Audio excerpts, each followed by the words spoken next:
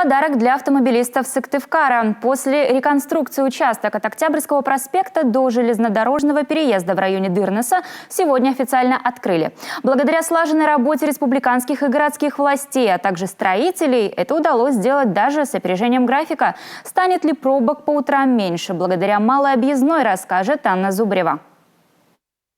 Малая объездная Сыктывкара, какой только она ни была, бетонной, грунтовой, частично асфальтированной. Благодаря национальному проекту «Безопасные и качественные автомобильные дороги» теперь здесь идеально ровная поверхность. Протяженность почти 3,5 километра, стоимость 191 миллион рублей.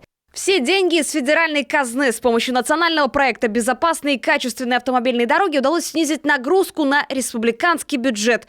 Ну и требования теперь особые. Скажем так, спрос больше.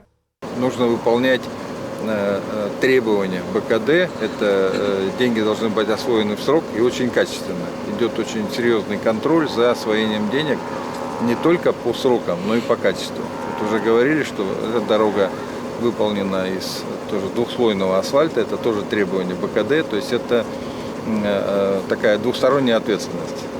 Со всеми задачами строители справились. К новому асфальту никаких нареканий. Глава республики сел за руль, чтобы лично в этом убедиться. Это сейчас мы смотрим на готовый результат. А до него месяцы сложнейшей работы. Выемка старого грунта, обустройство нового основания. Помимо асфальтирования здесь заменили водопропускные трубы, сформировали водоотводные канавы, восстановили смотровые колодцы подземных инженерных сетей, установили бортовые камни. Здесь очень много трудовых затрат. Даже нам, вот, который уже большой опыт работы, пришлось порой даже удивляться. Одна труба двухочковая на глубине 9 метров, представляете, да? А экскаватор берет максимум 4,5-5 метров. Вот. И она длиной 42 метра. Поэтому вот такие вот объекты, они знаковы тем, что очень много ручного труда.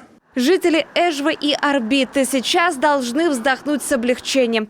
Новый маршрут должен разгрузить Октябрьский проспект. Большие грузы уйдут с главной дорожной артерии города. Отсюда плюсы и для экологии. Получается такой осенний подарок для автомобилистов. При поддержке руководства республики мы уже 3-й год участвуем в национальном проекте «Безопасные и качественные дороги». Но ни один проект мы не открывали так торжественно. Это все говорит о его значимости и о его нужности нашим горожанам. Радуется, что построят. Очень довольны. Попробуем завтра прокатиться. Специально проехали. Специально проехали? Да. Можете сказать? Очень хорошо, очень красиво, да, и очень быстро. Будете пользоваться ею? Конечно, буду. Мне удобнее. Я с района туда заезжаю. Новая дорога получилась современной и комфортной. До конца декабря появится освещение. Это 112 опор со светодиодными светильниками. И будет безопасно днем и ночью. Анна Зубрева, Дмитрий Ведерников, телеканал Юрган, Сыктывкар.